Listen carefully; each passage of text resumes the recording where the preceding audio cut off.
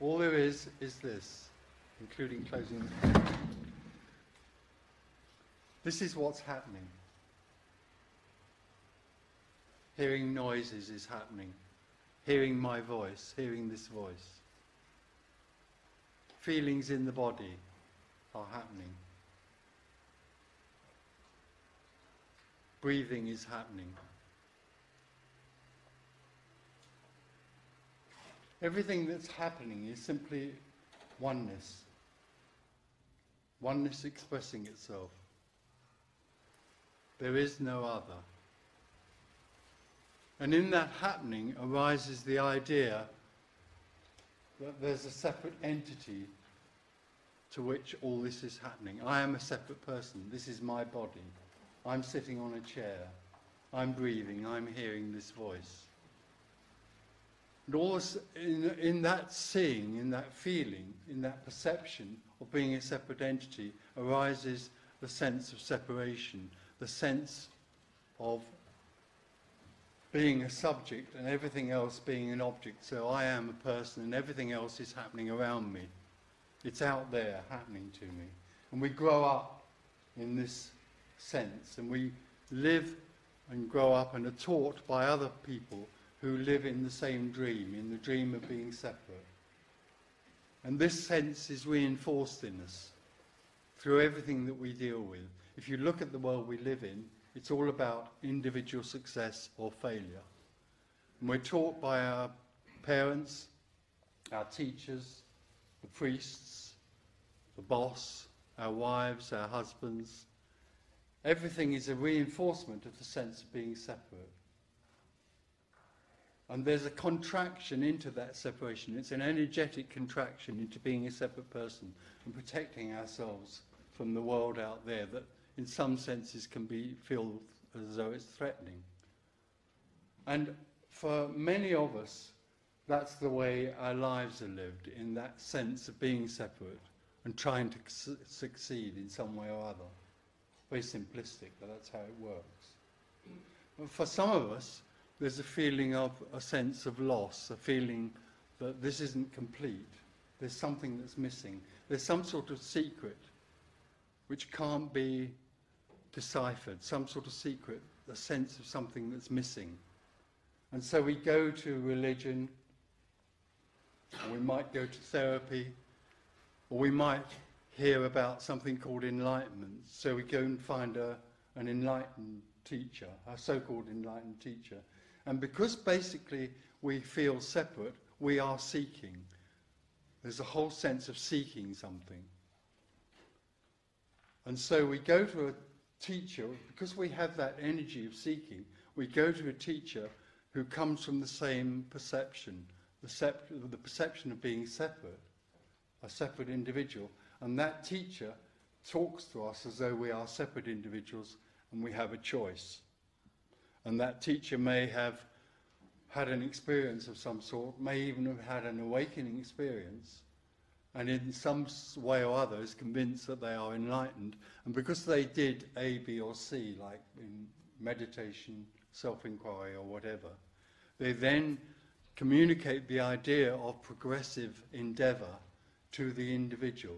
So they speak to the individual and they say to the individual, you are a separate individual, and in order to become enlightened you need to take this path, meditation or whatever.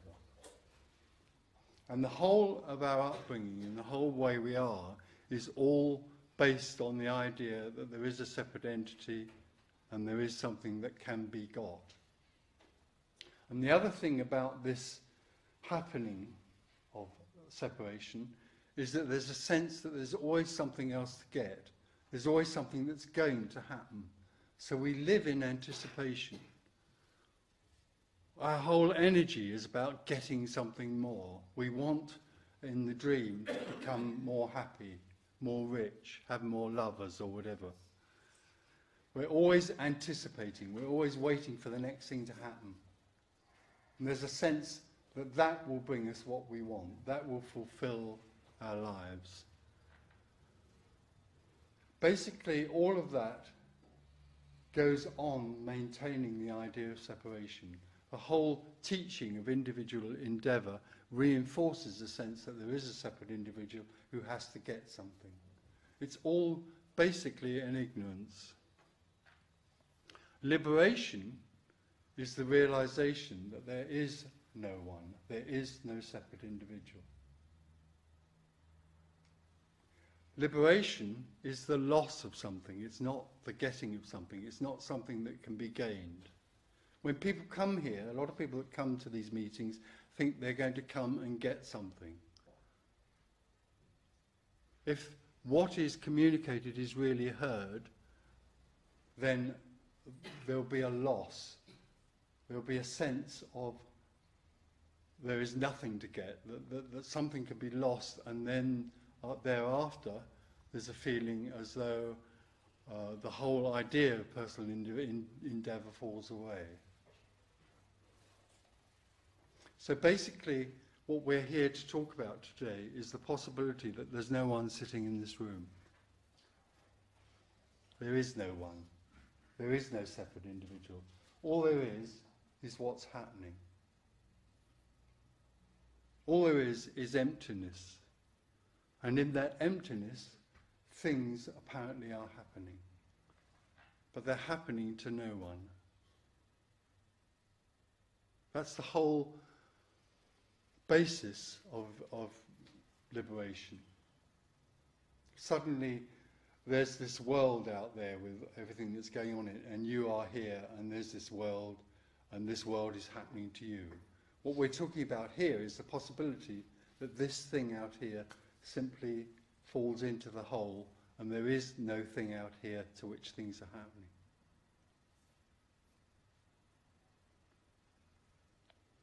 What also arises in that realization that there is no one is the realization that there is no choice, there is nothing that can be done. There is no such thing as free will, except in the dream. In the dream of being separate, we feel that we can do things and choose better or worse. In liberation, it's realized that there is no one, there is no choice. All there is this. All there is what is happening. So we can use words together, we can talk about this together and share this. We can rediscover this together. This radical and rare message can be rediscovered. And so we'll share concepts together about this, but also what can happen and what does happen in this sort of setting is that when people come together to be open to this, then there can be an energetic shift. That energetic shift is out of contraction, this contraction of being a separate individual, looking for something, out into boundlessness. That boundlessness, that energy that can be sensed, is no one's. It's not Tony Parsons. It's got nothing to do with Tony Parsons. It's got nothing to do with anyone here. It's not owned. It's boundlessness. So there can be an expansion into boundlessness out of contraction. That's liberation. So we can talk together and share this possibility. And a clarity can arise.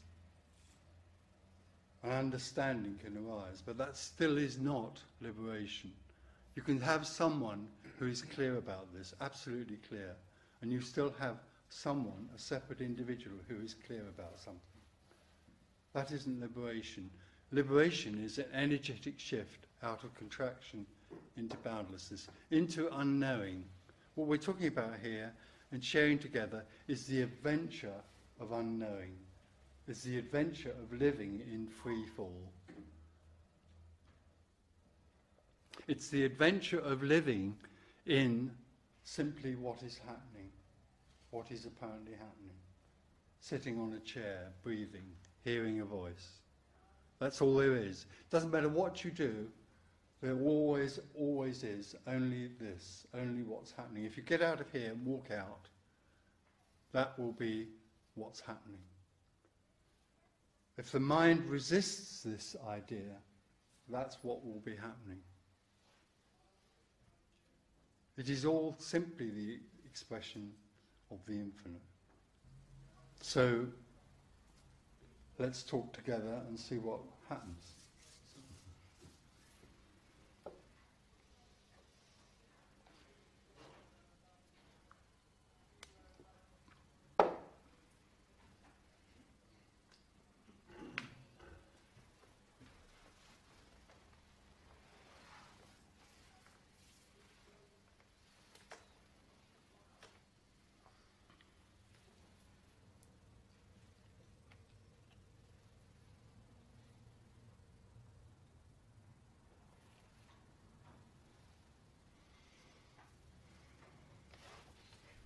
Tony, this is going to be a messy question because I don't really know where it's going now. But you know when you talk to a 2-year-old child or a 3-year-old child, and you look in the eyes and there's just sort of oneness looking at you. You know what I mean? Mm. And they don't look away because there's no self-consciousness. They're just there and they don't have anything to say. Well, they may, but they don't say it. And it's very comfortable, but the person looking back at the child, very often, from my experience, been talking to others about this, that looking at anybody, there is a sense of almost 2 viewpoints. One is looking, and one is either doing a running commentary on what's going on in the background, or else saying, how are we feeling, how are they doing, do we like them? You know, it's doing something else, continually. I have no idea what the question is going to be, but it's, okay, let me just a little bit more. Sometimes, for me, there is an experience of, there is the running, guy giving the running commentary is gone, and there is just things happening, and there's, and it's so everything flows freely, and there's no problem. But then it comes back, this running commentary. Tell me about it. Basically, as a tiny child, there is just beingness. So even though a tiny child cries and shouts for dinner or whatever, this is simply aliveness happening. Aliveness is being aliveness. And then there comes a point where, let's say in simple terms, the mother says, well, you're Bill. Right. And then suddenly there's an idea, or certainly a sense of contraction into being Bill. And then thereafter, there's a growing up into being a separate individual. So what you're talking about is the innocence that you see of yourself. What you're seeing in a tiny child is pure being, which is what you are. So from my side,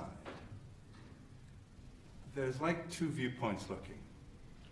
Yeah. That's how it feels. One is checking on the other, almost, and evaluating how the other's doing, or something like that. Can words get very difficult to hear, but can you voice what are these two points of view? Yeah, very easily, yes. From the point of view of the separate seeker, they see through a veil.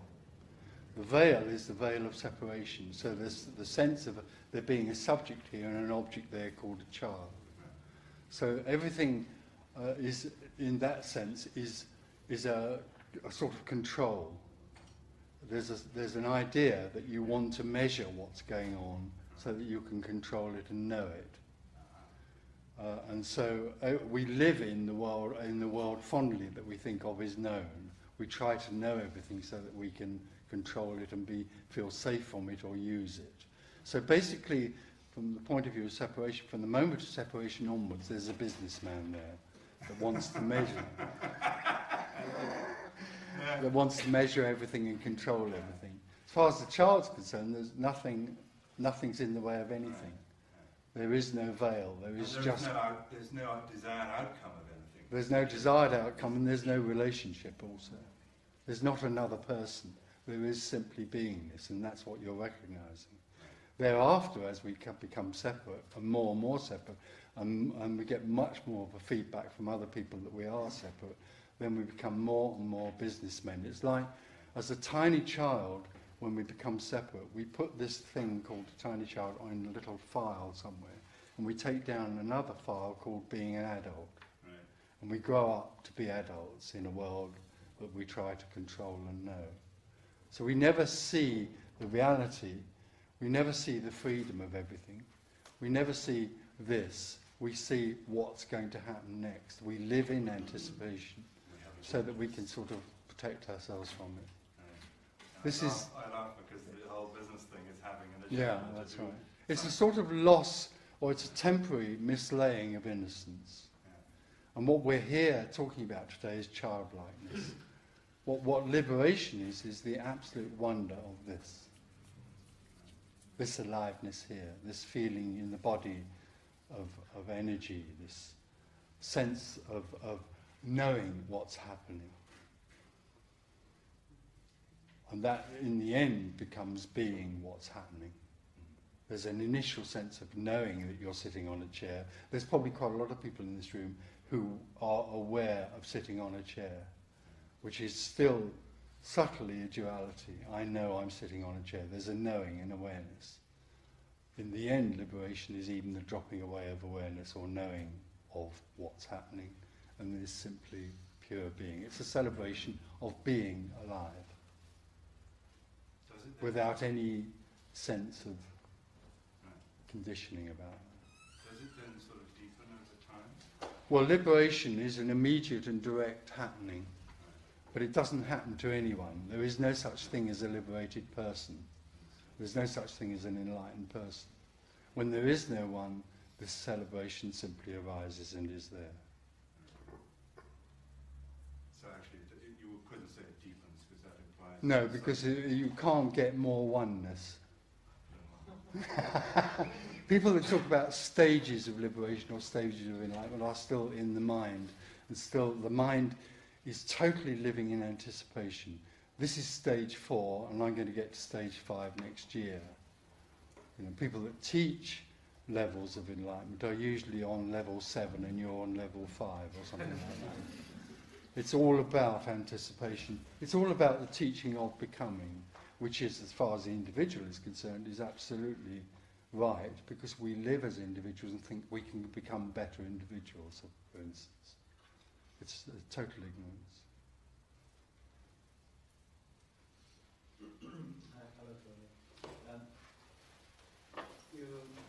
I'm just thinking about, I've invested my whole life in being what I am, you know, my identity, going to work, relationships, all that, and it's also through my conditioning, my programming, everything is there. So what you're saying, I have to kind of just step out of it and be... No, I'm not saying you have to step out of it. I'm saying you can't.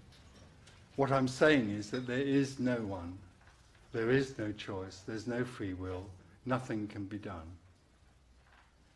All the time that you, a separate individual, are trying to step out of being a separate individual, then you're going on reinforcing the idea that there's an individual who can step out of being an individual. You see, I get now, what I'm getting now is a feeling of fear. Yes. And I think to myself, I can't step out of who I am, and you know, I've got to meet up my obligations, and No. what is there at the end of... But you've never met your obligations. You only, in the dream, believe you have taken action to meet your obligations. You don't have any obligations because there's no one sitting there. So what do I do now? You're doing it, Right. but you aren't doing it. It is being done. Everything you do is simply being done. No, there's no one in there that's doing that. What you do, what you think you do next, is simply being done. You are being dreamt. Oneness is dreaming that it's you doing something. So being the fear, being what I am, being just what I'm doing now is it? It's happening.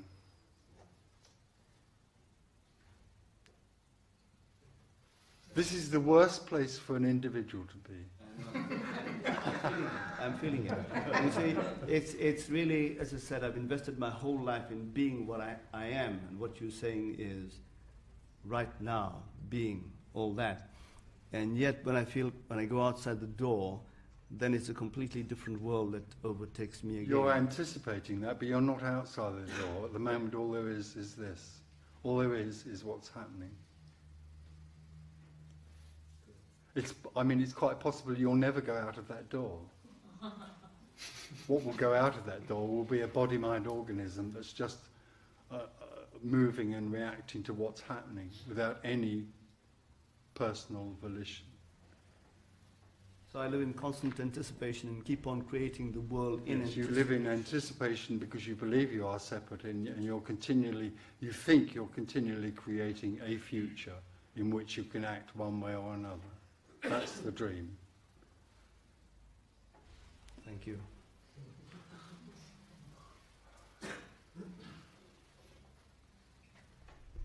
Tony, I read in some of your books that you repeatedly refer to people to whom something has happened, of what you just said doesn't happen to anybody. I'm wondering how you can know that something has happened to somebody if there is nobody to whom it has happened. I mean, no, how can you, and who, or I can't know. I don't know anything. But when people describe what you could call awakening, it seems very apparent from the way they can't describe it that it is awakening. Because, of course, they can't describe it, because if they could, it would be them describing something they think has happened to them that's describable. It's indescribable. Right, but it's to me it's also indescribable, and I believe it's almost to everybody indescribable. And just the fact that you can't describe it doesn't mean that something indescribable has happened. No, not necessarily, no. So what? So is there any point in trying to figure this out, to try to understand? Because you said before there's something like somebody can be completely clear about all this, but it's not that. And so is there any point in being clear about it? Or is No, it there's no point. There's no point to this meeting. Obviously, if there was a point, then there would be a motivation and there'd be something to get. This meeting is utterly pointless. But yet you say that something is happening here. I mean, in the beginning... What happens is, in a sense, what happens is the loss of something. So, as we grow up as individuals, we think we are something. I am something called an individual, and this is something else called a world. What happens in liberation is that the apparent something is no more. No, I understand that, but when you say it's not something we gain, it's something we lose, then still, of course, it's pretty obvious that after you have lost it, you're better off than before. So in a sense, you did gain something. Oh, well, you're not better off because you're not there anymore. Right. But that means that the one who was there... Pardon? So no one is better off. There is no one. This is a place where everything can be lost. And all that's left is nothing. And that no thing is just fullness. All the time we're individuals, we're trying to get something. But what is it, I mean, don't you have then somebody who has lost something? Isn't that the same as... No, you don't have anyone. You don't have anyone. You don't have someone who's lost something. And who knows that then? I mean, Nobody knows it, it is known. so you also don't know I don't know. if you're there or not. No, I don't know anything. All there is this. All that you're looking at is oneness. But you somehow have the understanding or feeling that all there is what you are. Right? Understanding that all there is this is not being this. It's only someone who understands something. It just so happens incidentally that although there's no one here, it seems that this can be talked about. But the words and the understanding are simply what happens to the person in the story, and there can be absolute clarity about this, and still liberation hasn't happened. So whether we talk about this or we talk about something else, it's just what's happening. Yes, I don't particularly want to talk about whether Fulham will win the World Cup or whatever it is. Can they win? No. So it seems that we're here to talk about nothing, which is sort of ridiculous in a way. This is a wonderfully ridiculous meeting. But something arises out of that. Well, and somehow, at least for me, for all these years now, there's always the feeling that there's a difference between you and me, a difference between, let's say, Yuji and me, or those few others who walk around and talk like that. So, because if I talk like that, or I've been in meetings where other people talk like that, it is different. There is a difference, in a sense, in that you have something and I don't. This doesn't. This doesn't have anything. You have something called you. But there's nobody who has that you. I mean, then It's dreamt. It's a dreamt idea. The whole idea of being an individual is a dream. Very hypnotic and very persuasive. I mean, we're all absolutely sure, people in the world are absolutely sure they choose and do things, and there is a choice. This totally radical, uncompromising message is to suggest the possibility that there's something else beyond that idea, that very limited, imprisoning idea of personal endeavour. There's nothing to find. This is it. And it's already like that.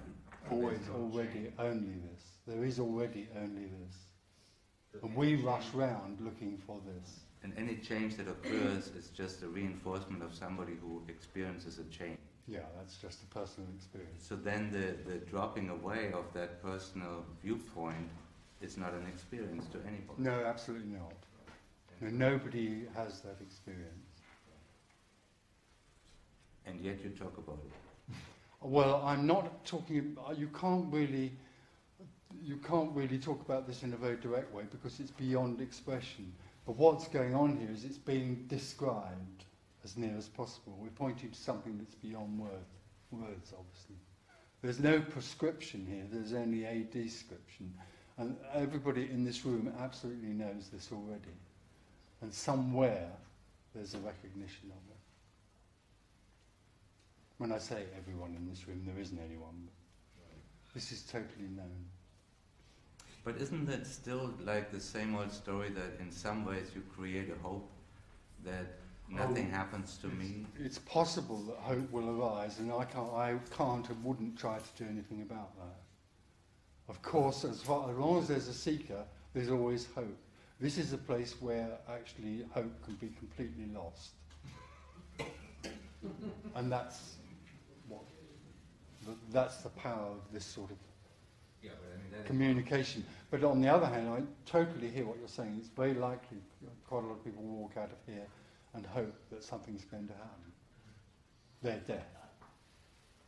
They don't know that, but that's what we're talking about. The death of the individual. But if that would happen, then it would be different from what is now, so it wouldn't be what it is. Well, it is only what it is. Nothing is not in the slightest bit interested in anybody becoming enlightened, because this is the absolute perfect expression of nothing as it is. So in these talks there's no agenda, there's no motive, there's nothing for sale. And there's no way of getting there by whatever I can do or understand. All the time that you are there trying to understand this, then you are there trying to understand this. Understanding is a subtle form of seeking. This is more a sense, this is like the most powerful thing really, is the sense of something rather than trying to listen to all these words and work it out. This is a sense of sitting in emptiness. There's, all there is in this room, all there is in you, is absolute emptiness. There's total blankness. Get the sense that there's nothing sitting there. It's emptiness. And there's something apparently happening. All there is what's happening. It's utterly simple. This is a totally simple and direct message which completely confounds the mind. And it's about sensing that all there is what's happening. All there is aliveness.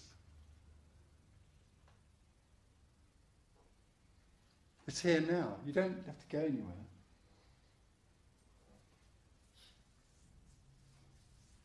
And whatever it is that's happening is it. It doesn't matter what sensing the body is what's happening.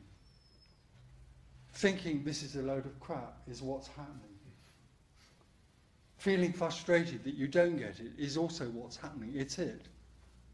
I don't get it is also it. Whatever is happening is simply happening for no one.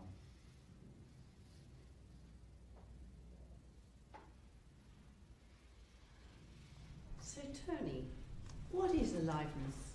Well, you just put your hand out, that's aliveness. Aliveness is what is happening. What is happening is nothing arising as everything. There is only nothing and everything is also nothing. There isn't a nothing and an everything. This is source expressing itself. So aliveness is source expressing itself. What do you feel right now? Right away. Slightly confused. Well, slightly confused is aliveness, being slightly confused. It's what's happening, it's energy. Thought is no less significant than thought is an enemy, it's aliveness, thinking.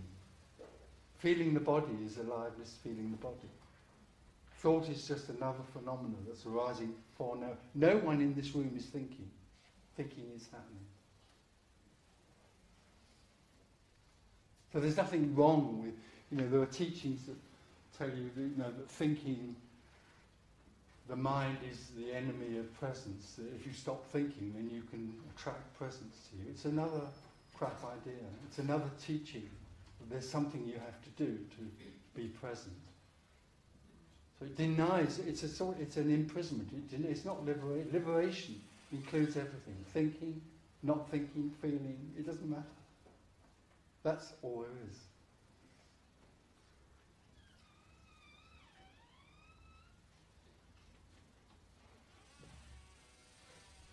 Liberation is everything. Why is there something that has to be dropped? Because that's the dream. When Adam and Eve were in the Garden of Paradise, they ate the apple of self-consciousness. I've never understood all that. Well, it's very simple. When Adam, it's only a story, of course, it didn't really happen. But it's what it signifies, it's a parable about the only thing in the world that self-consciousness is people. Nothing else is cats and dogs and trees aren't self-conscious. They just are pure being. But we have the added thing, the added idea that we are separate people. That is self-consciousness. It's a game that oneness plays. Oneness arises as an individual looking for not being an individual. Let's just say that again. This is the great cosmic joke. Oneness arises and pretends to be an individual looking for something called not being an individual. So it loses its own paradise, apparently, its own beingness, and becomes a person looking for beingness. But there is only beingness. So in a sense you could say that God plays a game of hide and seek, thinks he is not God, but he makes the game so effective because he makes everything God. And so it's because everything is God, he thinks he can't find God, because he thinks God is somewhere, whereas actually godliness is all there is. It's a game. And all the time you're in the game, and all the time you seem to be feeling as though you're separate, then you're always asking, why did this happen to me? Why did I lose paradise? You never lost it. You only think you have. This is it. It's not the paradise that the mind would think of as paradise. The mind's got a totally different idea of what enlightenment is and what paradise is. Because it's always anticipating some idea of perfection one day, perfect, absolute bliss.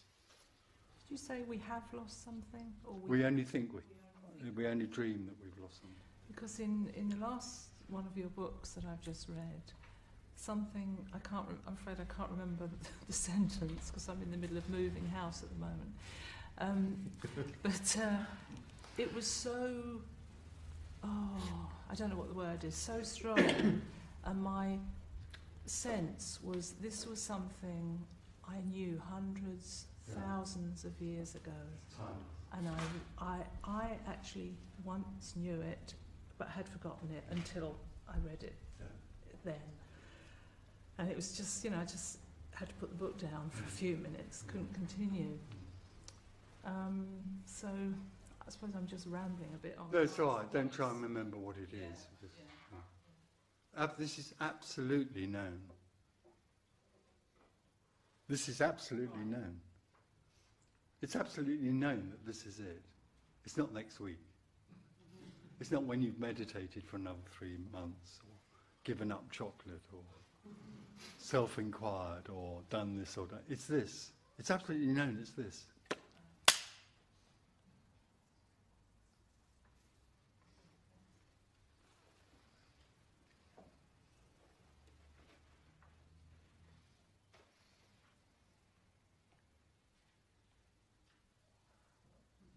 Tony, it says in your book here. Oh God.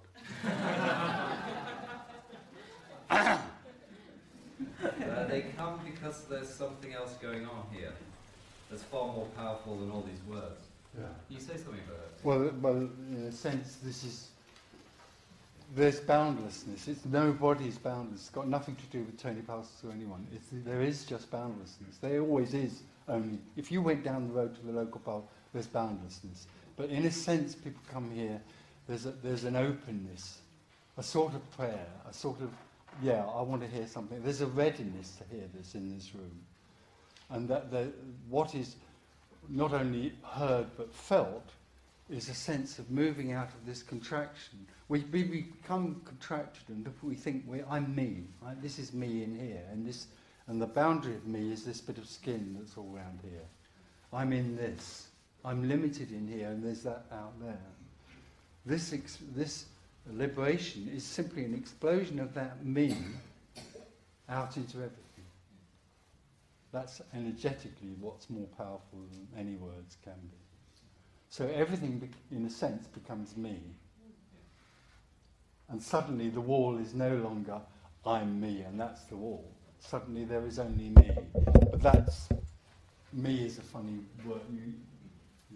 You're getting the sense of it. Everything simply becomes being.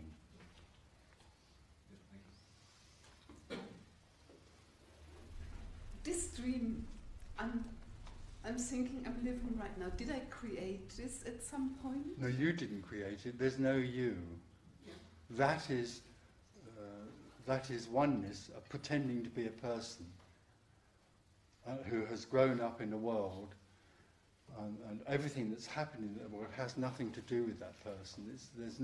There's no cause and effect except in the dream. But the way it is happening, has this been created at some point? Well, no, there is no creation. There is only this. There's nothing back there, and there's nothing forward there. There's nothing above, there's nothing below. There's nothing in, there's nothing out. All there is this. And why does the dream develop like it does? Why does the dream develop itself like it is? Well, it doesn't develop. We only think of ourselves as having lived for so many years, and things have happened, and we think we've done things. None of that is real. It's a dream. Nothing is developing because there's nothing to develop towards. There is no becoming. There is only this. So could could this dream be influenced to No. sort of? Because it's not going anywhere. The whole idea of influence is the idea of going to somewhere, of getting to somewhere. There's nowhere to get to. Where would nothing need to get to when it already is complete? This is complete. This is wholeness. And in that wholeness is the idea that this isn't wholeness. All that's being suggested here is this is wholeness. You don't need to go anywhere and find anything. You don't need to become anything. This is wholeness. Utterly regardless of what you, the mind, thinks about the sort of person you are. That you need to, forgive your mother and heal your wounded child and release emotional blocks. That's the story. That is absolute perfection. So and for everything Did you hear that? For everything to exist in my dream, I need to think it. I need to imagine it. Or No, there is nothing existing in your dream. All there is this. You're back into a story about something existing in a dream. This is all there is. Totally timeless being. No, it's not going anywhere, or it's not going to be better or worse. It just is what it is. But it is a relief, isn't it? It's a huge relief, yeah. It's a sort of relief, and also it sort of feels a bit dangerous. It's a relief, but you think you've lost the controller, you think you've lost the one that was running it. You fondly believed the one was running it. People fondly believe that they're the managing directors of their lives. There's nothing more unreal. Just, can I go back to your story? I mean, there was a time when... Yeah. There was a time when you were uncertain, and there was a time where, you could be sitting here and someone saying the same thing as you saying. I wish I had been. Yes. And that was a time of uncertainty in your life. What was it that what was the kind of experience of what happened that made it from uncertainty to certainty? I lost me. Well, the me was lost. This died.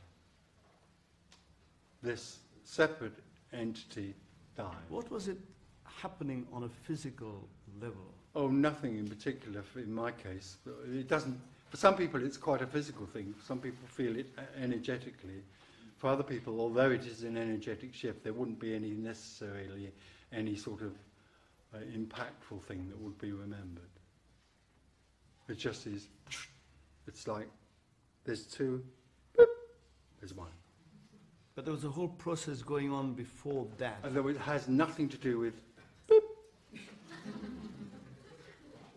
this happens absolutely despite anything, obviously despite anything that was apparently going on, which is only a story in a dream. You got up one morning and that was it? Well, I don't think it was in the morning. But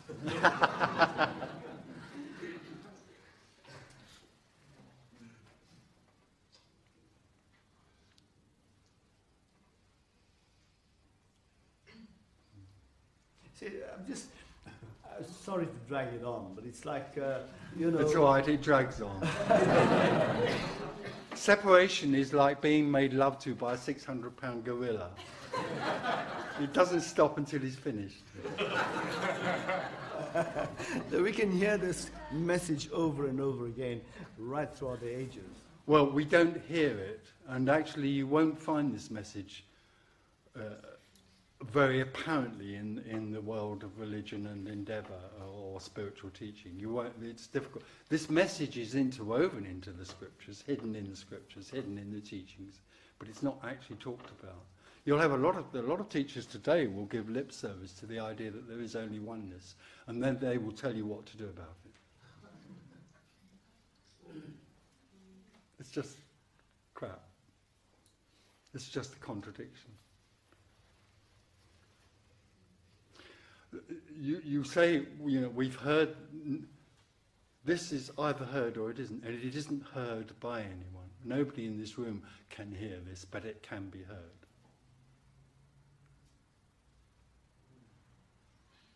A kind of strange storyline. You know, is it perfect when someone goes down the road and takes a knife to someone? Absolutely. I'm afraid it is. No, for the mind, obviously not. For the mind, which is in story and is in better and worse, obviously stabbing somebody in the back is worse than something else, like taking a blind woman over the road or whatever. You know, in the mind, there are values and there are betters and worse. This is totally beyond that perception. It sees only oneness, regardless of what's happening. There is only being, utterly regardless of what is apparently happening. It's totally beyond any idea of moral behaviour or responsibility. It sees that there is no one. Therefore, there is no one responsible. Nobody's ever murdered anyone. It's what's happening, apparently. And so all the emotion and feelings Absolutely. are just emotions and feelings happening. Except that in liberation, of course, there's no filter of emotions. So in liberation, there is no one trying to push off feelings or bring them to them, doing a deal. I don't want that and I want that bit. In liberation, there's a total aliveness without any filter of any. So pain and pleasure are felt totally by no one. No one owns anything. This is not my pain. This is not my pleasure. There just is pain and pleasure. There's no one to own anything. Because sometimes if someone cries, one feels it as though it's you. Yeah. Is that kind of That's aliveness. aliveness, right? But compassion is seeing that there's no one crying. And in some sense, there's a freedom in that for that person who thinks they are someone crying.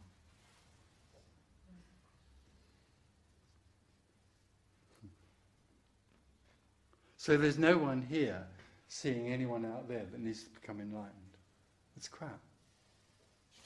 No one, there is no one, so there's no one that needs to become enlightened.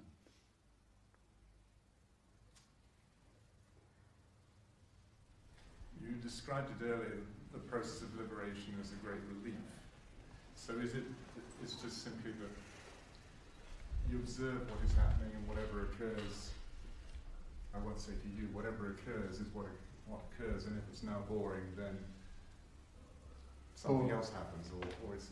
Well, it's what happens, but the mind can be bored by this. This is a very boring, this sort of liberation is very boring for the mind. Because the mind's idea of liberation, or what it fondly likes to call enlightenment, is of great glory and all knowing and all power and all loving and being very gentle and slow moving and dare I say it, listening to vegetarian music. It's that picture we have of the beloved person. Liberation has nothing to do with any of that. So the mind is bored by this idea and hates it. Of course, the mind doesn't want there to be just the seeing of this. It loves the story. But the mind is still oneness expressing itself through the mind.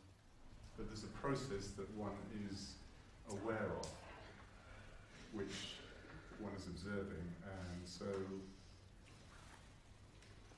I'm trying to express this without getting to the notion of I and you and it being anything other than a dream, but when when it decides to do one thing rather than another, there is a process of, well, I'm doing this now, this is Okay, happening now, and then something else is going to happen. Yeah, that's an appearance. This is an appearance. This is oneness waving.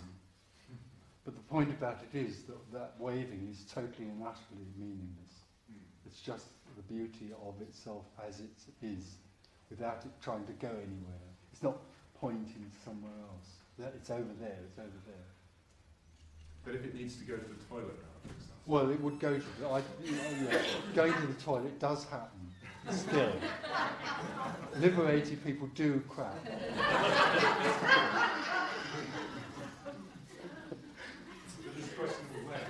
But there's no one crapping. It's just what's happening. The only difference is that it doesn't smell.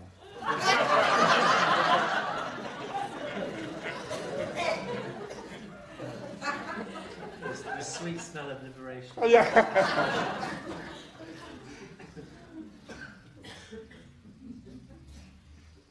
Tony, you spoke about pleasure and pain. Well, you have to have a nervous system to have pain to know anything about it. There is a nervous system, but you don't have to. Nobody has anything, but a nervous system does arise. Within the one. It's just oneness. Nervous system. A nervous system.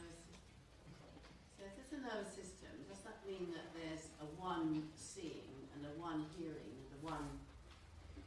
No, there aren't different onenesses, hearing and seeing. There is hearing, there is seeing. That's what's in this room. There's seeing, there's hearing, there's laughing, there's For no one. This feeling of pain and whatever. Yeah, absolutely.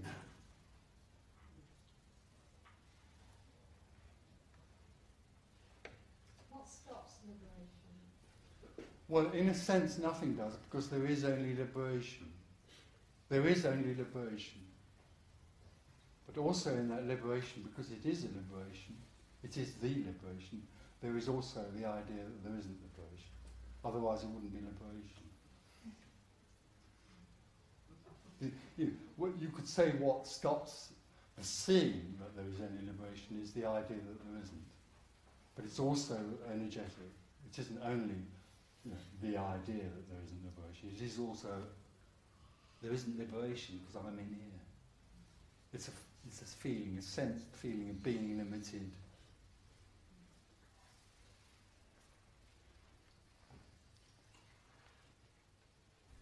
In liberation, is that still interpretation? Oh yeah, everything like that happens, interpreting things happen. There's an interpretation. And there's also a labelling and naming and measuring. I can walk through the liberated people, you can walk through the door still. I do walk through walls, but it costs more. And I only get it on Sundays anyway. No. There's obviously everything goes on as it did before for no one. I mean, actually, that's what's happening in this room anyway. There isn't anyone in here, and everything is going on. What's also on top of that is the idea that what's happening is happening to you. Yeah. It's your happening. That's what I'm feeling at the moment. That I'm trying to catch what you're saying. Yeah. I'm trying to understand the words. Yeah. And I was thinking in liberation practices, they're just the sound of the words rather than this. Oh yes. Always trying to catch them and think and respond. Words are inadequate, are totally inadequate. It's sensing it. It's not trying to understand what we're talking about here. It's sensing a feeling of being, there's total emptiness sitting there, and there are things happening. Okay, so the interpretation still is happening in the emptiness. Absolutely. It can do. Anything can happen.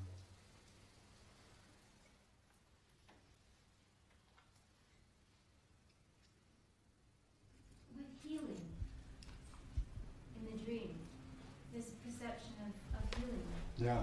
or not healing. Yeah, absolutely. And it really doesn't matter. No, It's not not, at all. It's all happening anyways. Absolutely. There, in a sense, there's nothing to heal, Yeah. obviously, because this is everything. This is oneness. This is fullness. And also healing can apparently happen. And compassion is Well, I think compassion's a funny sort of word, really. I think my sense of most people's idea of compassion is something to do with empathy or sympathy or putting out a hand to help. As far as this is concerned, compassion is only the absolute destroyer of illusion, leaving freedom.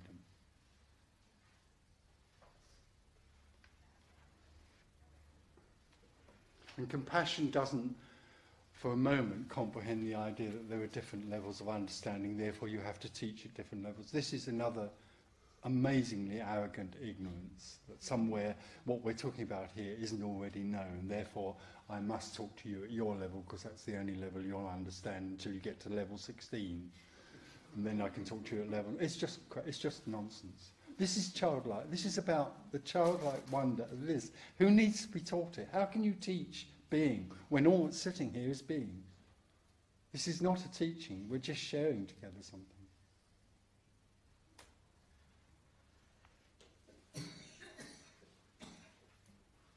Should one change one's whole language then? Who's going to change it? Well, the fact is that when we talk, what we have, we perceive is separation, we live in separation.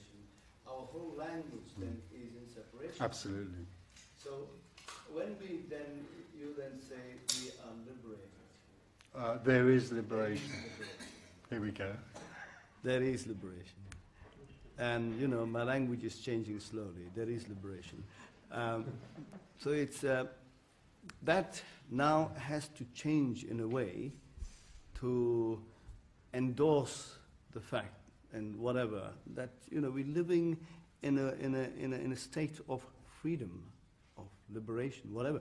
Now the fact is that we have a language that constantly teaches us limitation. Yeah. And if I change my way of beingness, can I then change my limitation to, if I can say that I can fly perhaps, I can change my limitation to say that I can fly, I can do things. Can that be a possibility in my shift of perceptions? Okay, so basically you don't change your way of being. You just vanish and there is just being. Thereafter, it's possible the use of words will change, but you won't do that. It'll just happen. And also, thereafter, in being, in the absolute joy of this, there's no idea that one would want to fly. For instance, because there's no, what's the point? This is wholeness. This is in loveness with this. This is in loveness with this. This. There is only that. So who needs to fly? Who needs to know what's going on in Jupiter or Africa? This is beyond knowledge. It's beyond knowing, beyond information. It's beyond the gift or the idea of wanting to fly. It's a total celebration of this. It'd be fun to fly, but it's meaningless. The whole, as long as we're individual, we're always trying to add something on, like I can fly, we've created the aeroplane, but now I can also fly. I can use telepathy, I can do this, I can do that. We always try to add something onto our lives. This is the end of that. This is the end of us. This is the beginning of fullness. A fullness which needs nothing. Because it's full.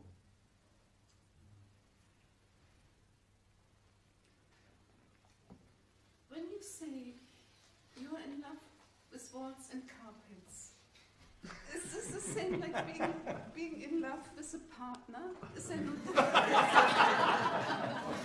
Yes, but you don't get a list from a carpet. You don't get. You're not.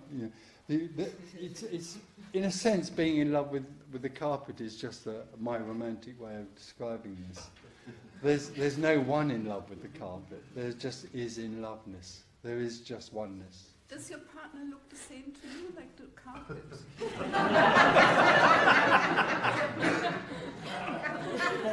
Well, I'd rather go to bed with her than the carpet. No, in a sense, everything is simply that. Yeah, what's the difference? Let's put you on the spot. It's impossible to describe. It simply is impossible because the mind thinks in terms of values of certain things as against others.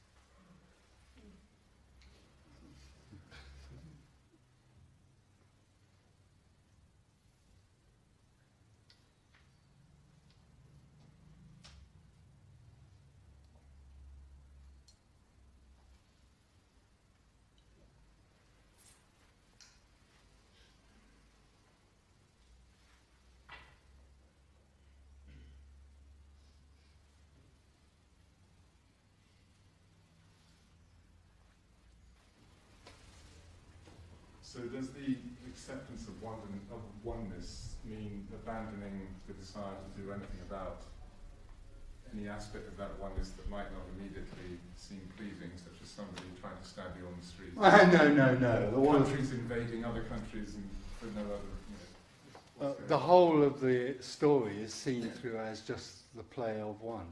So it loses its significance in terms of the idea of changing it in any particular way, but it wouldn't mean that you would go out and buy a Rover rather than a Jaguar,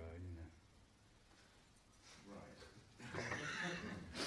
In other words, judgment about values at that local level still happen, but there's no longer any sense that owning a Jaguar is going to make you feel any more fulfilled than owning a Rover. But judgment at a local level, such as, this connects with compassion that we were talking about. If you, for example, the feeling that the oneness would include wanting to help. No, absolutely not. No. So that's an allusion to any sense of wishing to. Well, there's no idea of wishing to help anybody because there isn't anyone. Right. This is fullness. This is wholeness. There isn't anyone here that needs to be helped because there is only that. So whatever is complete, and Yeah. that's it.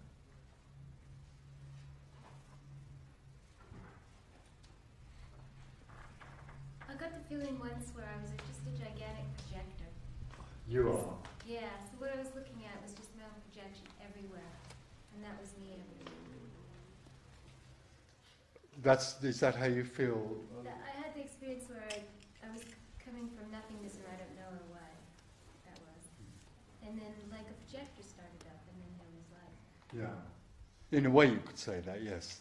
That's a way I've never heard before, but there's just what's happening, in other words, yeah. It's all me. But it isn't a projection coming from you, it's just, it's not, I'm not projecting it. There is no one, it is just what's happening. So there's no particular significance about this body or that wall. There's no sense of locality.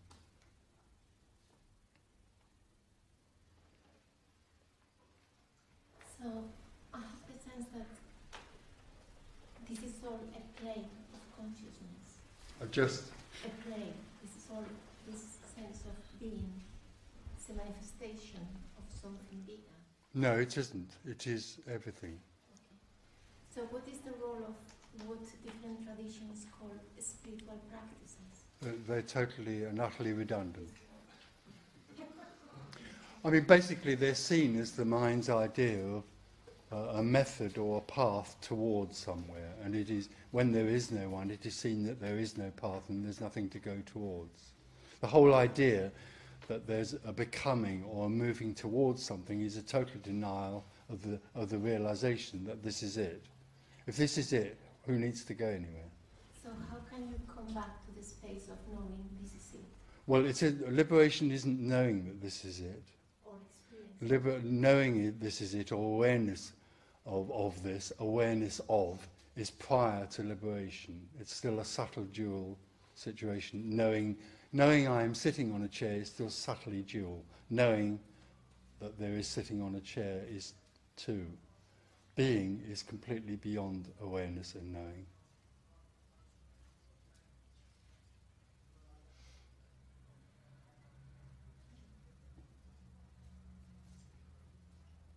It's the unknown. It's unknowing. It's living in unknowing. But there isn't anybody doing it.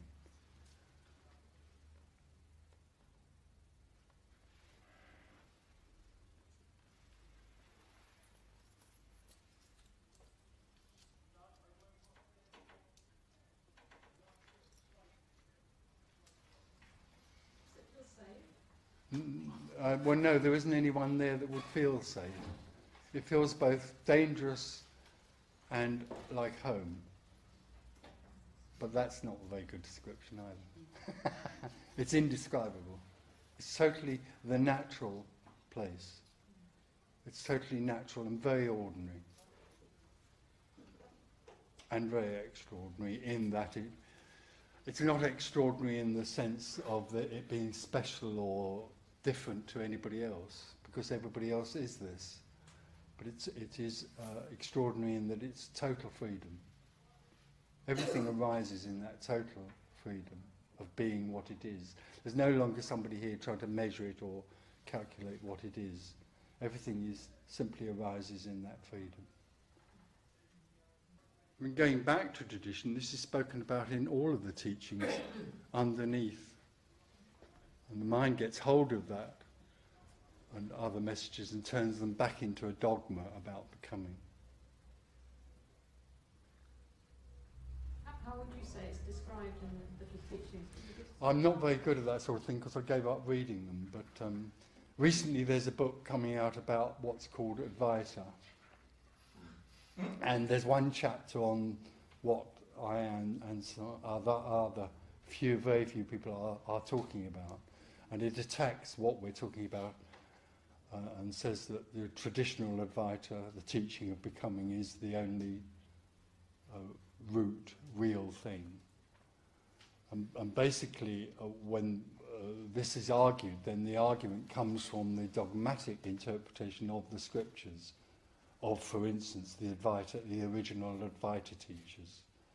Mind you, this is interwoven in every teaching. Christ and Buddha and all of those people, underlying their message was this message. It's not new. But basically, also, strangely enough, when I started looking at what the originator, the apparent originator of this Advaita teaching was, he actually also talks about this in this way. And what about Christ then, Jesus? My sense, it's very difficult to know what he said and what he didn't say, because again, if you read the St. Thomas Gospel, it's very apparent that he's talking about this sort of thing, this mysticism, this mystery. But of course, the Gospels were written 75 years after he died, or longer than that, and the mind gets hold of what's being said and has to turn it back into something that's a dogma, because that's the only way the mind can work. It can only work in time and anticipation. So what we read of Buddha and Christ, we see in Christianity and Buddhism. It has no relevance to this, because it's fundamentally based on the idea that there is a separate person who can choose to become.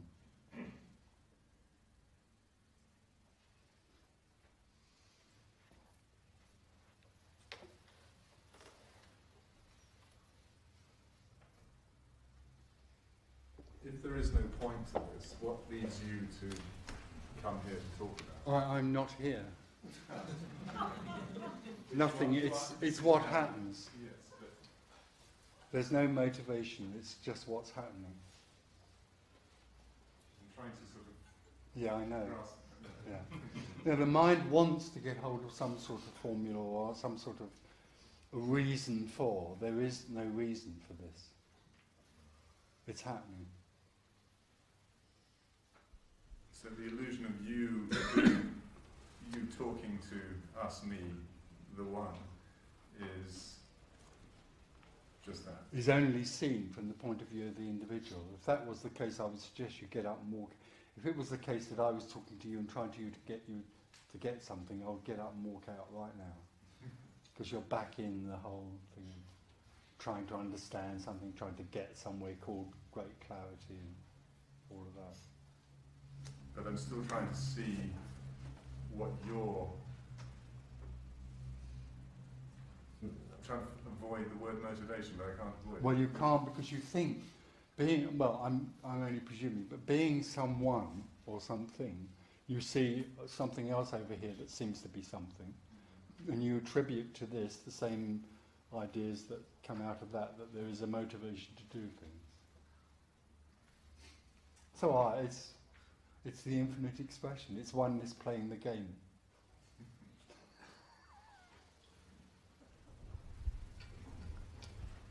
Is there value in any endeavour? No, none at all. No, except for the satisfaction of the individual.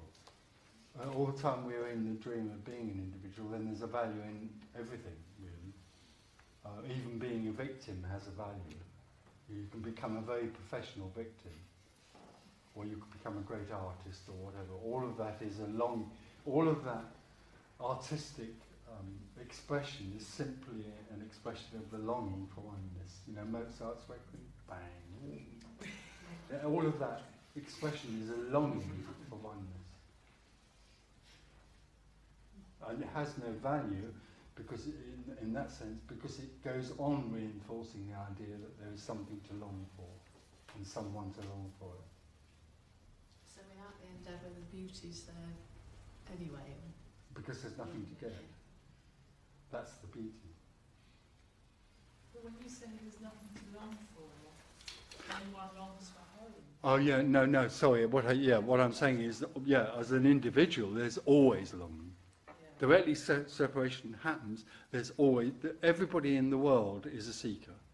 Everybody is longing in the end to go home, but they think selling lots of cars might do it, or whatever. You know, the motivation that we see in the world, like invading Iraq or selling lots of second-hand cars or writing a beautiful, somewhere will fulfill some sense of loss. And make it all right. Yeah. If you look at the world, that's the whole story is like that, isn't it? Yeah.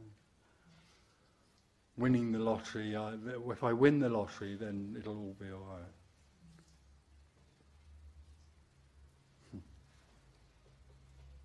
And in a limited sense, obviously in the dream it would be for a while. Yeah. You know, the fulfilling of immediate desires like making love or winning the lottery have a temporary feeling of fullness about them. There's something, oh, wow, you know, I've made it. But there's still somebody who thinks they've made it. And after a while that falls away as well. It's a temporary gratification. But the longing for the home that you described as home today, that's really what I'm talking about. Yes. I know about the cars and, you know, but... Yeah. No, there is absolutely a longing. I have that longing. Yes, absolutely. But that, to you, is very apparent, because you already, in a sense, identified that your real longing is for home. Yeah. Absolutely. And it doesn't stop until there's no one longing. Oh, that's that feels like the last difficult. Yeah, it is. It's like there's someone who is longing. Oh yes, and that's that's what's holding it back, isn't it? When there's no one. Yeah. So our incredible energy, the effort we put into finding home, like meditation, going to India, going here, doing that, giving up things, you know. It's another obstacle in a way. It is, but it's a very understandable one, because we think we're going to get it. The one fundamental thing we don't see is that the thing that's in the way of it is the guy trying to get it.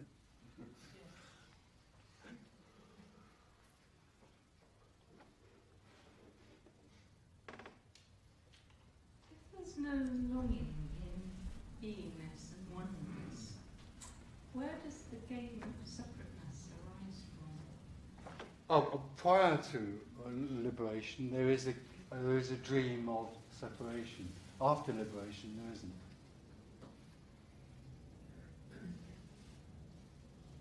I think I misunderstood earlier. You said something about the oneness.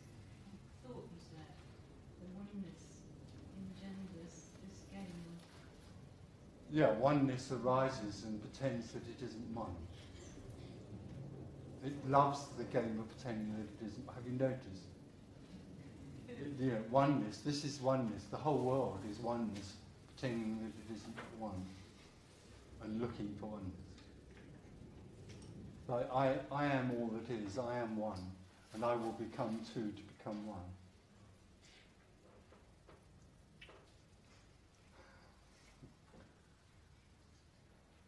Tony, when you say before and after liberation, doesn't that what do you mean by that? There is no liberation. There is no seeker. There's nothing. There's no before and after liberation.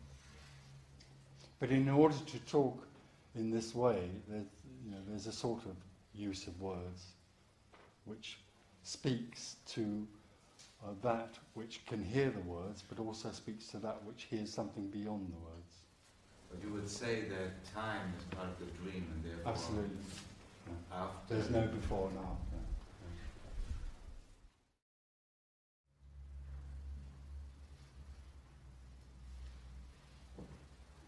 Oh, go for it again. You started last time. Struggling with the words again. We're going to be coy about this question. There appears to be a knowing of being nothing and everything. And you said that's a difference between that and being nothing. When there's there's still a duality. When there's someone that knows there's only oneness, you've still got someone who only knows something. There's no point in asking how do you get from one to the other. No, I know not that at all. Absolutely not. So I'm trying to You're still a rich man, you know. It's more difficult for a rich man to enter the kingdom of... So anybody with con... So what do I kick off the donkey so I can get to the eye of the needle? If you pay double fee, you might get there quicker. Double what I You give me half your income. I could turn up the energy a bit.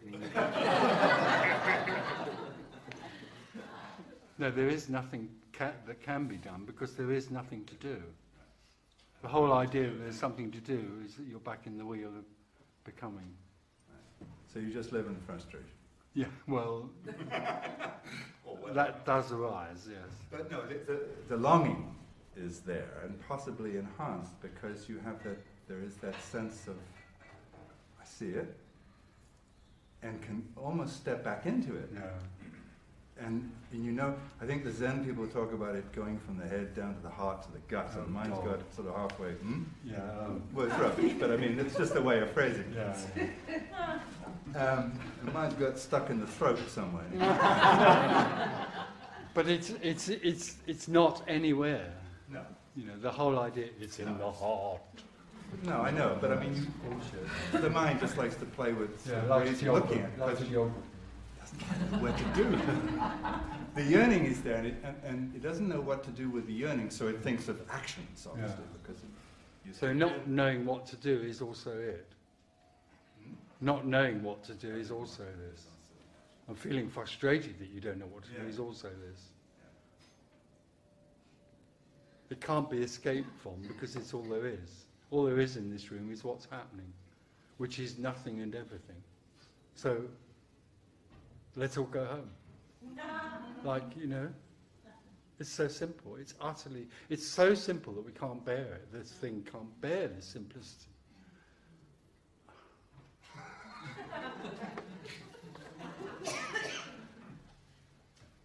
Even in the end, however uncompromising this message is, there's still the seeker, as far as the seeker is concerned, there's still something to get.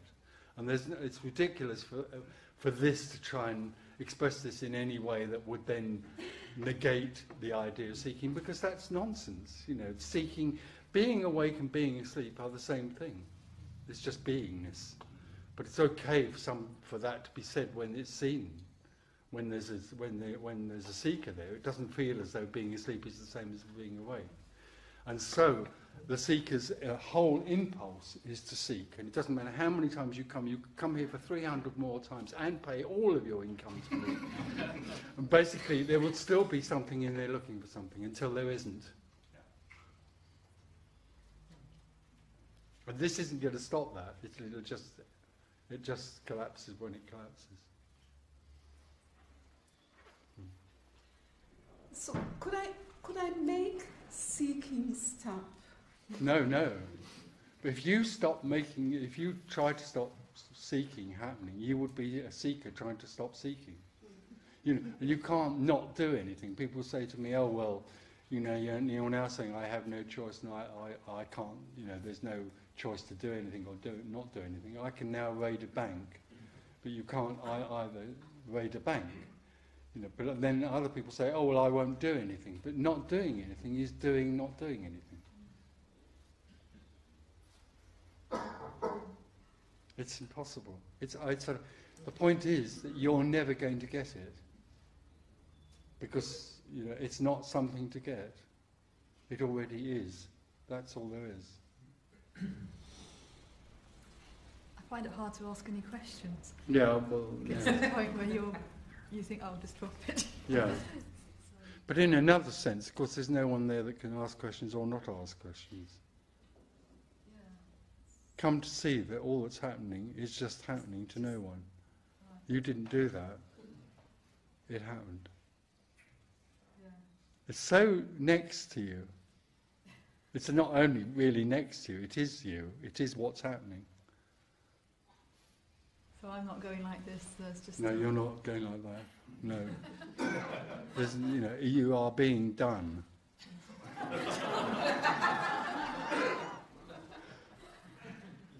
That's being done. That's being done. This is being done. Yeah, just Isn't that wonderful? That, whatever happens is what's happening. And nobody's doing it. But also God, there's no destiny. There's nothing out there. There's no one out there. There's nothing else out there that's doing that. It's just being done. It's just movement. And it has no meaning. It's got no significance. It's not going anywhere. It's not, you doing that isn't going to make the world better. It doesn't need to be better. It's absolutely immaculate as it is. Right? This, and this, and this. But in a sense, there isn't even a this, and a this, and a this. There's no continuation. This is deep mystery.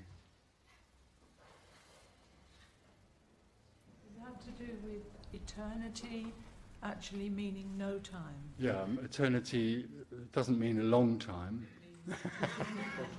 Yeah, it's time. It is timelessness. This is the eternal isness. There is only that. There is no other.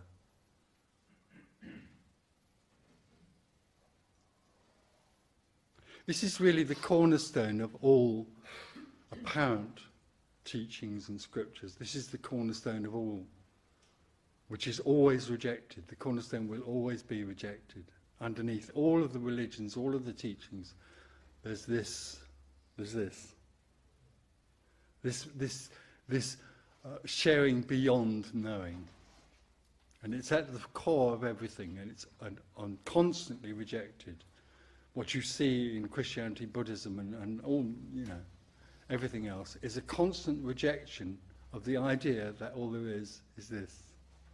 And is that because it can't be marketed? It can't bear it. Well, it can't be marketed, obviously, but it can't bear it. The mind, which is which is represented by Christianity and Buddhism, let's say, out of all the other millions, is always anticipating. You look at Christianity and the kingdom of heaven and Buddhism and all of those things. They all live in anticipation, in becoming. They can't bear the idea that there's nothing. There's nothing. They talk about nothing. They talk. Oh yeah. Now, I could name a lot of very, very current teachers who talk about nothing. And then they sort of add on something afterwards. You can't get this, but in the meantime, what you need to do is that, and that. It's bullshit. And that keeps you imprisoned.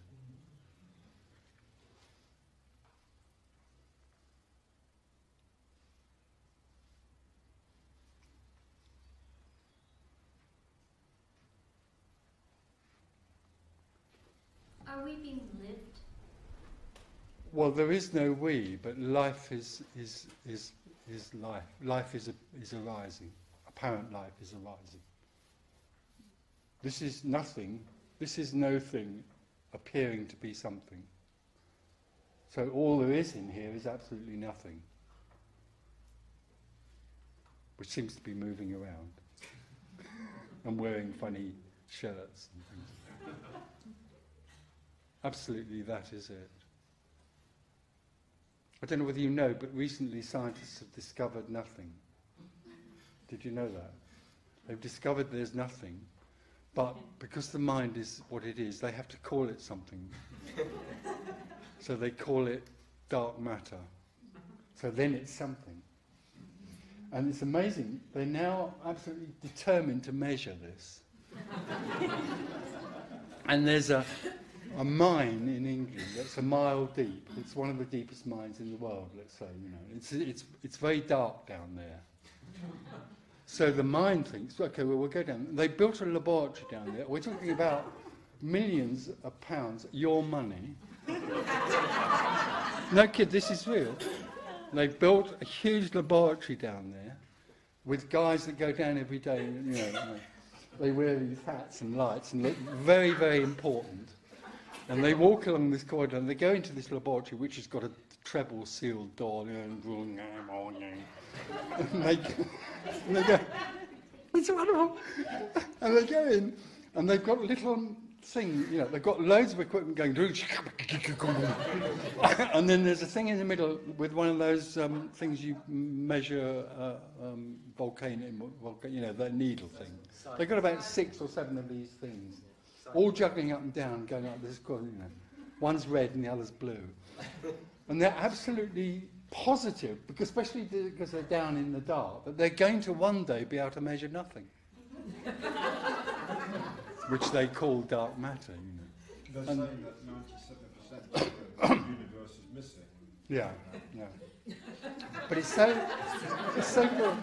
So they're spending all these millions of pounds to measure something that is totally beyond measurement, and all they had to do was give me a ring.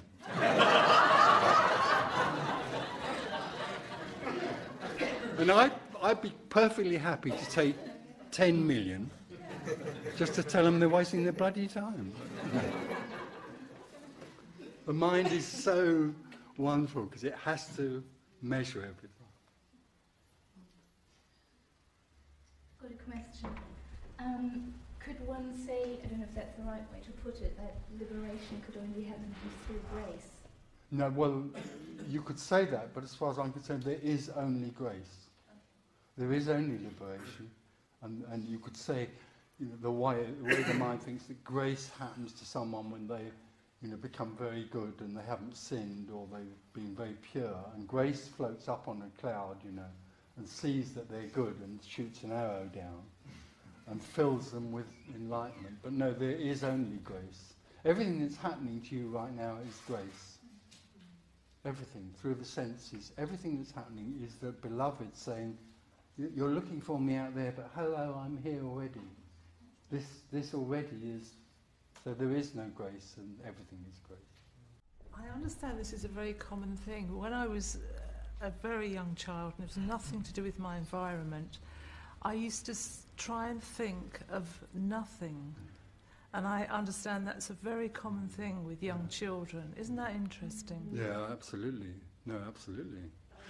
I used to sort of try to imagine, sort of like in my mind, eliminating, although I wouldn't have known that word, you know, the world. I tried to sort of think, what if there was no this? What if there was no that? And try and get to kind of, if you like, pure space or something like that. And you can't. You can't get there like that. But isn't that interesting that young children have that idea by themselves? My sense is that in a tiny, tiny child, there is pure being, and then the separation happens and the story begins. But my sense is that even years after, or say a few years, there's still a sense of beingness. And you can see it in young kids. There's still a sense of something that's back there that they've sort of mislaid somewhere. And it's a gradual, in a way, it's a gradual, apparent process into being a separate. And in another way, at the other end, there is what seems to be a gleaning back into, or bringing back into that.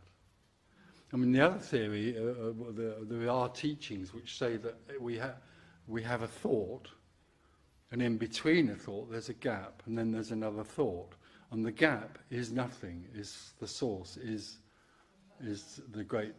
So people try to, you know, catch the gap. So you sort of, if you go to one of these people, they sort of like they're trying to get only. How many gaps have you had today, Bill? I had 16.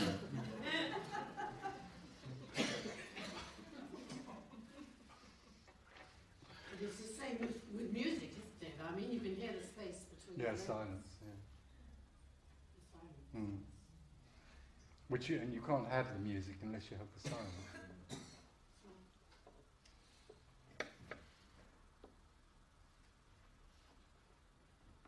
So this is silent sounding, and this is stillness moving.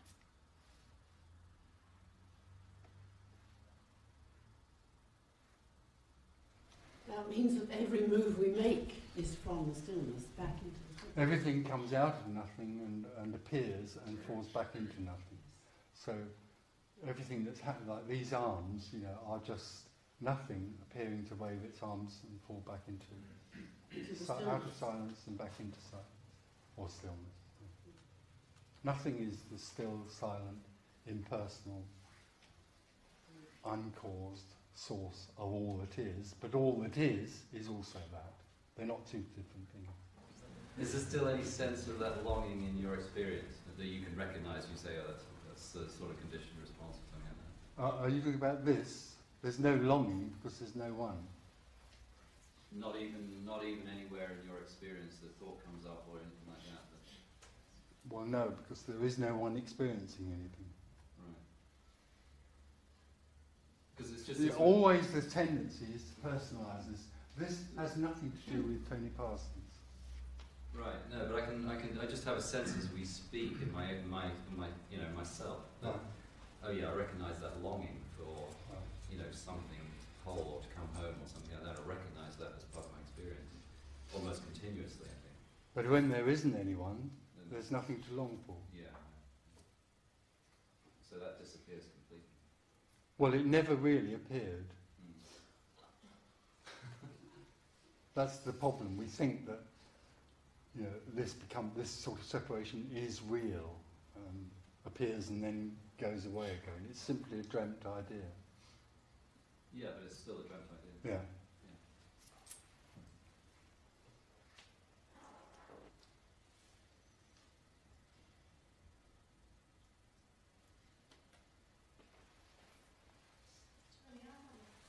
Sorry, I think I'm going to ask questions, but I'm just interested in your use of the word dream.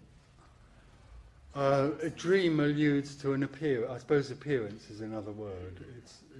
It's an appearance. This is oneness appearing to manifest. Because dream kind of says to me, there's a dreamer. Okay, so the dream more alludes to the dream of being a separate person. So we live in a dream called I am a separate person, and then the dream is no more, and there is only what is. And it is then seen by no one that what appears is both nothing and everything, or is the appearance, is oneness appearing as two. And the dream, I suppose the sense of dreaming is that somehow it's a very hypnotic state which goes on being reinforced by every other dreamer, apparent dreamer. So when we wake up, at night we dream, and then we wake up and think we've stopped dreaming. It's just another dream.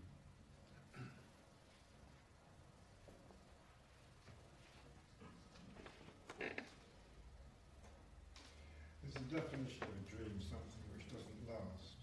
Do you think? Yeah, absolutely, because nothing lasts really. It's all just an appearance which is transient. Or is it, in a dream, I see solid forms. Do you see solid forms? Yeah, solid forms are seen, but there isn't anyone in them. Solid, yeah. I mean, let's, going back a bit, because I think Mike was asking something. As long as there is a separate something, it dreams that it is a separate something, and it dreams that everything else is. So, like we were talking about seeing through the veil, the businessman, the dream is really the dream of the idea that I'm this separate person and you're another person over there. That's dreamt, that feeling, that idea and that feeling of limitation in this body is also dreamt. After awakening happens, awakening is awakening from the dream that I am a separate person. How does it look like? Well, it looks the same. It looks just the same. You're just what you. If you came up here and saw you, well, you wouldn't see you, would you? But if you came up here and saw this, you would see what's seen here. Except that what's seen here is form. Is the formless in form. Does it look solid? Yeah, sort of. In a sense it does, yes, but not entirely. What do you see? It's like when you look at mountains sometimes, we think of them as mountains over there, but in this, they actually look like something on a postcard. There's no substance. You don't have any substance. So is it not, when you wake out of this dream, you suddenly see light all over you. No, that bloody stuff, no. You don't see lights. It's just absolutely ordinary. But in a sense, there is nothing here looking anymore. Nothing. No thing is looking, and no thing appearing as something. So what's seen elsewhere and in this and in everything that arises is both nothing and everything. This is a mystery. This is, we're talking about a mystery.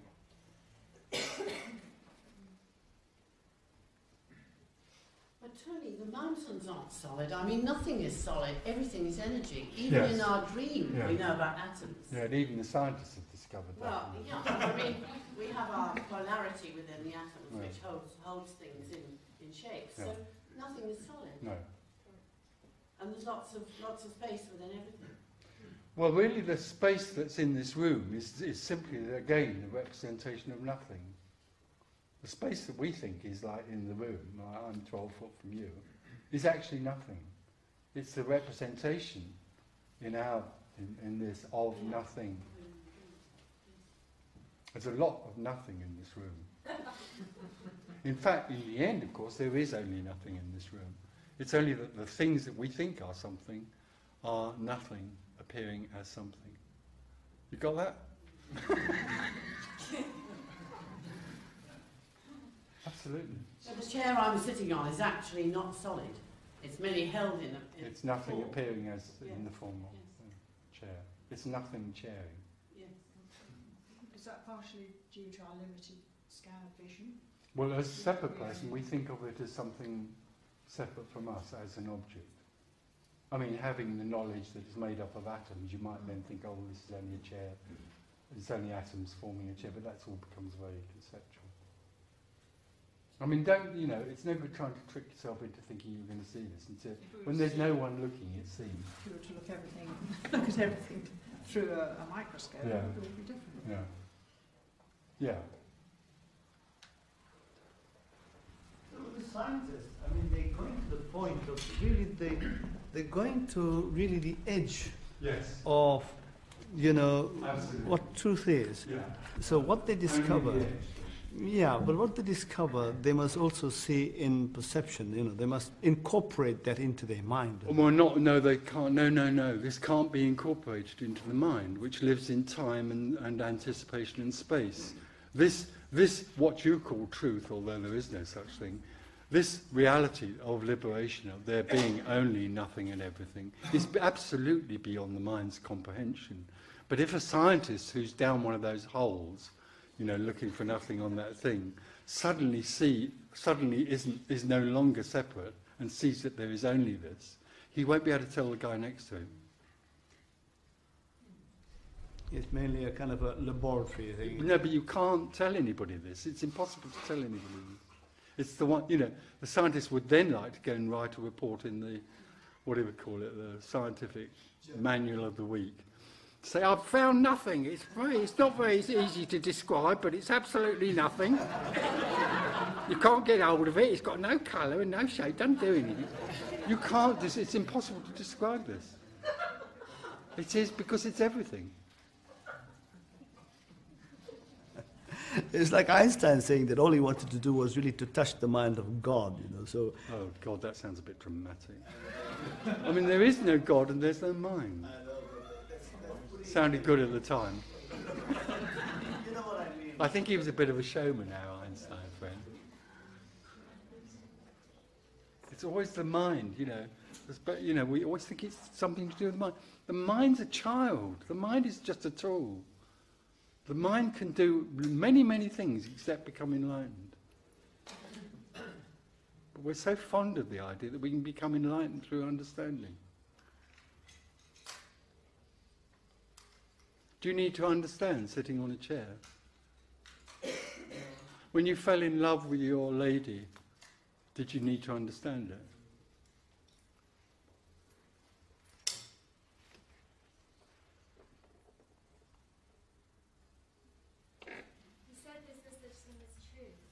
Sorry? He said there's no such thing as truth. Or at least that's what I thought I heard. Well, not as far as I'm concerned, no. I thought that what is true. Well, there is what is, but that it isn't a truth. The truth. It isn't. There is no the truth as far as the truth implies some sort of implicit fact. What is isn't. You know, this is what is.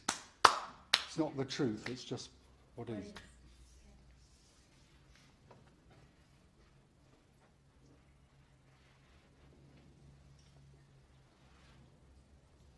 And cannot be known.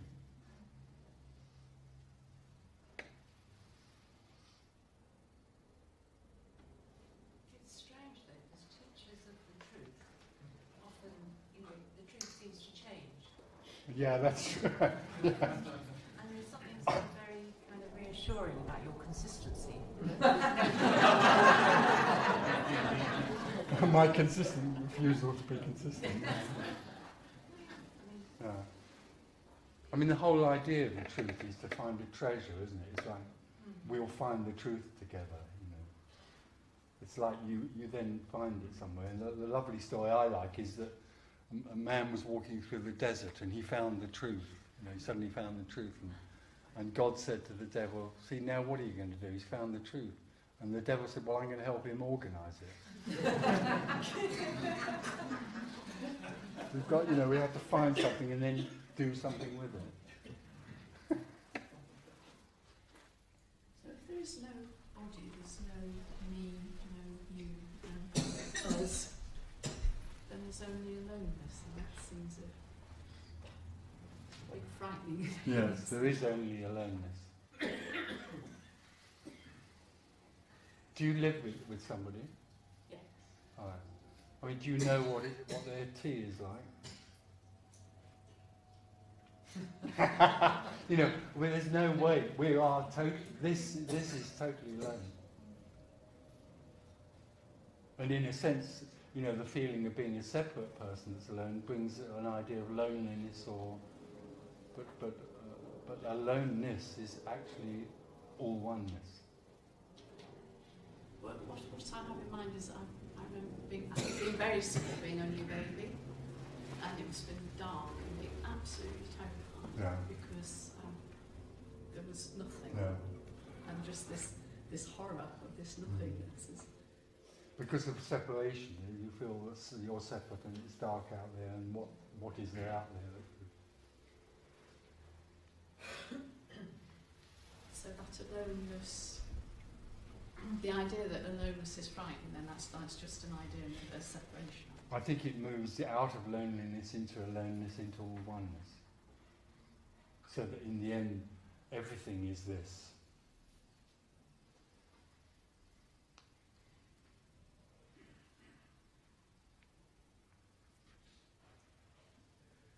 So is the basis of all fear of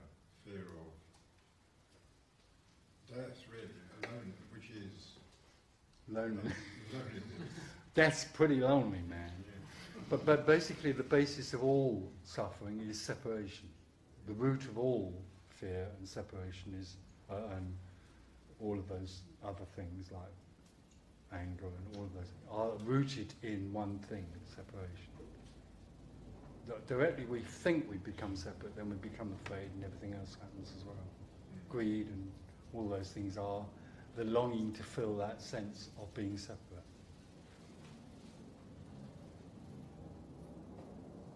And it doesn't matter what you do with the person that's separate. You can do therapy, religion, or anything you like. There's still underneath that separation. So therapy sort of fills in little holes here and there called, neurotic blocks and anger and all that stuff. And underneath there's a hole where the water runs out called separation.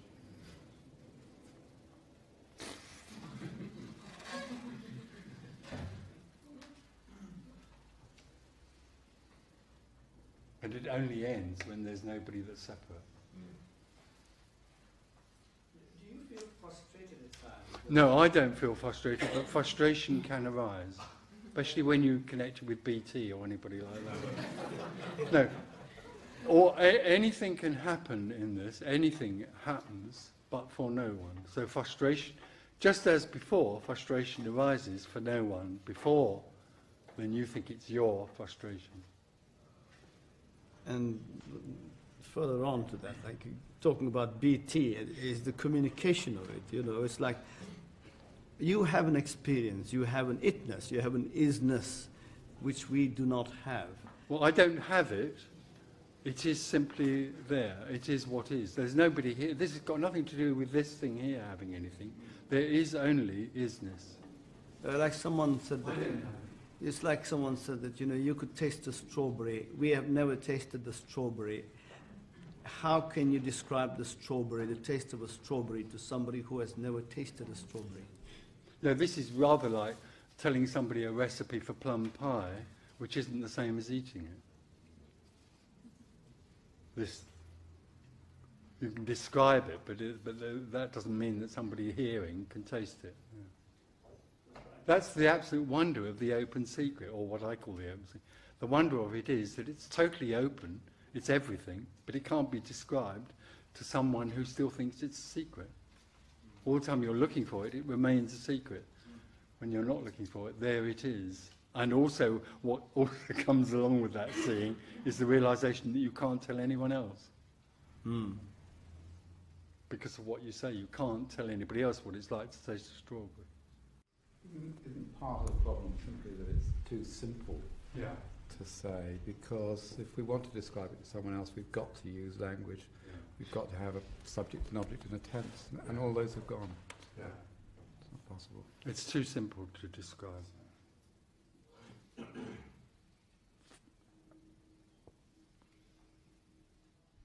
Tony, when I came across an expression of yours it was the first time I had heard this expression in one of the books, The Arms of the Beloved, it had such appeal for me that I actually felt as, you know, there was nothing to do with my mind. I still don't understand really with my mind what that means. But whenever when I wasn't reading a book, whenever I recalled that expression, I felt as if I was in the arms of the beloved. Is that sort of authentic? It's a sense of something. A sense of something. Yeah, or is that me imagining? I don't know. Well, it's, again, impossible to describe. There is a sense that sort of resonates with some people and not others. And eventually it becomes that there is no beloved to be in the arms of, there is only belovedness. But initially there's a sense of being welcomed back home by something. I'm intrigued by the sense that the body seems to have a priority of its own.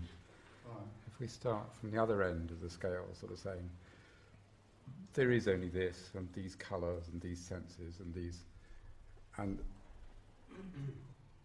this texture, and so on. But if this becomes severe pain, then suddenly we seem to be drawn back into a state of saying, I am me, and I've got to do something about it. I am my body. Well, is there anything that you think that you can't seem to maintain it then? Well, you can't maintain it anyway. Obviously, nobody can maintain beingness because that's all there is. It doesn't need maintaining because it's everything that's happening, including pain. No, I mean, your body has to be preserved if it's in danger. That's not really. You only think it has. There's an instinctive, an instinct to survive, thing that draws which you just out, happens. Yeah. Focuses you down away from this. And if you have a headache, you take an aspirin, and there's nothing right or wrong. You know, that's just what happens. But what we're talking about here is the possibility of seeing that there's no one that decides to take an aspirin. Yeah. And the pain isn't anybody's. Yeah, that's okay. Except when the pain is very severe, I think it tends to make you think in very personal terms. Right. Despite all your insights of the past. Oh no, absolutely. And if it's still only an insight, then very quickly a personal separated, the personal entity will rush back when any drama happens. All the time it's still only an understanding.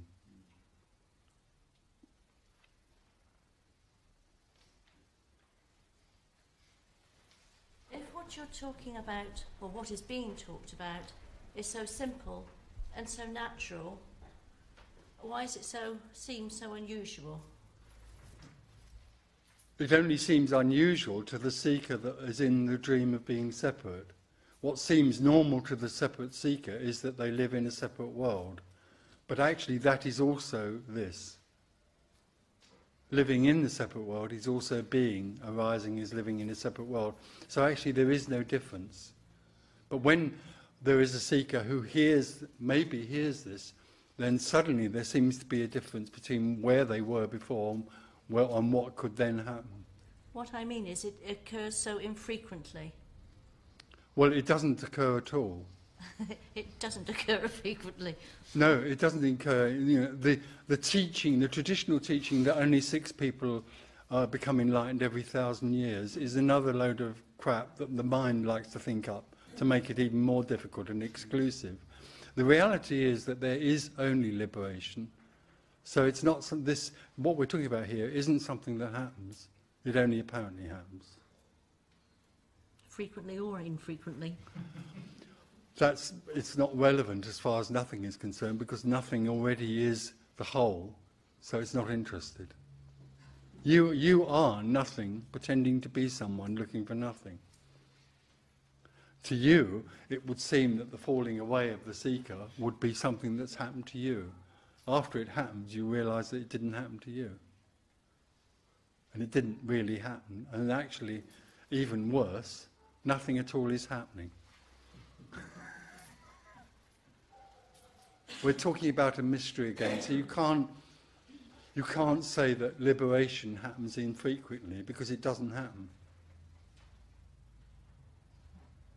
But in talking in this sense and answering questions, the words are used to indicate something that's beyond the words. The danger with that is that the mind then thinks, so awakening or liberation is something that will happen to me or won't happen to me. It won't. It's not like that. So the association with holiness and sagaciousness and wisdom is just nonsense. Yeah. They're all personal attributes. By the way, what's sagation? I've never heard of it. Sagacious, well, sage, like sage. You see these people being referred to as a sage. Right. You do know. Sort of. Pretty simply it's sagacious. but that's got no relevance at all.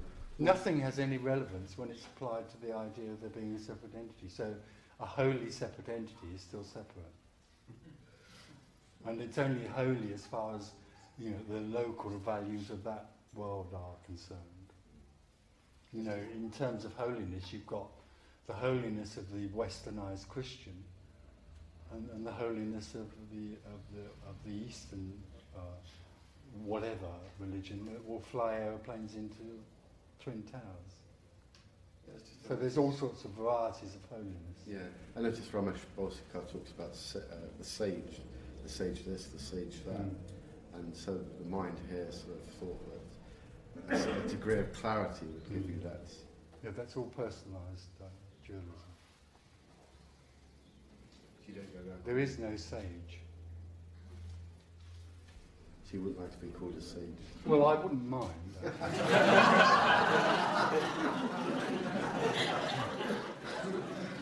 Except that sage sounds a bit sort of old, and I'm such a young, virile sort of. I think of something else you can call me. Captain Marvel.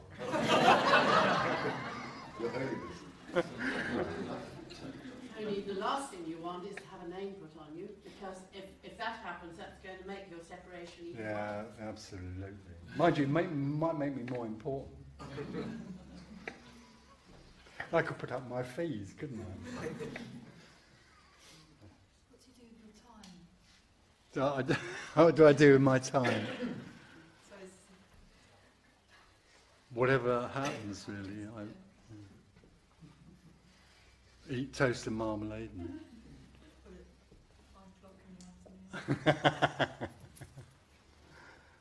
Whatever happens, happens.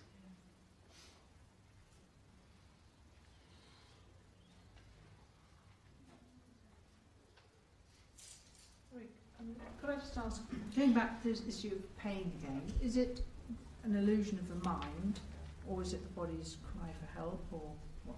Well, it is those things in the story. It's all in but the it's story. just oneness arising as something that we call pain. I see. It doesn't have It's any not a body, significance. It's not. Well, it is in the local way in the story. You know, in the story of meaning, that it means there's something apparently that's wrong. Yeah, but in the greater scheme of things. Well, there isn't a greater scheme of things.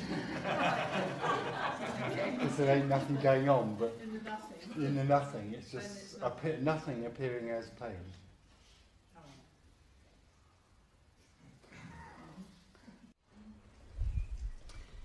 Tony, I'm trying to think this out, and I know there's no I, there's no trying, and I can't think.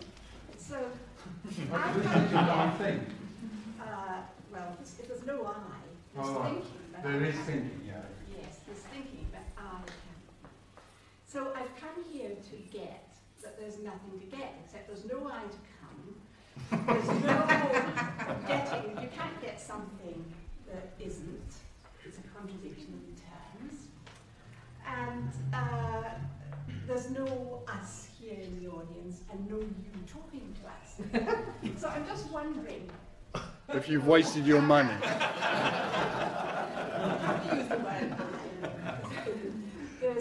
I'm thinking, I'm supposing. Now, there's obviously no God in the sky, or there's no old man up there, there's no consciousness, there's no beingness. So there is only beingness. So beingness is... There isn't beingness somewhere, there's only being. Right, okay. So Everything is not being. up there in the sky. No, thank God. And if there's no... So there's some energy that's sort of looking... Oh, no, it can't look, because an energy can't look, it doesn't have eyes. If you look down... No, it doesn't look down. No, there's nothing looking down. No, yeah, that's what I said. There is There's only nothing looking being. down, because they can't look because there's no eye. But no, There's an not only energy. that, there isn't a separate thing that's looking down. No, but there's an energy that realizes that there's Tony Parsons down No, there. but Tony Parsons is energy. Yes. But there's Yes, only energy. Yeah, but that energy sees itself, no? Awareness arises. It's aware of itself. It sees, and it has this not entity called Tony Parsons down there, and it's saying to itself, well, he's not doing a lot at the moment, you know, he maybe needs something to do, we'll send him round. Let's have this game where we send him round to a lot of people who think that they are entities, and that he's an entity, and that and he'll teach them that there's nothing to get. Right. But of course, there's no he, there's no audience, there's no getting that there's nothing to get, and that seems the end of it.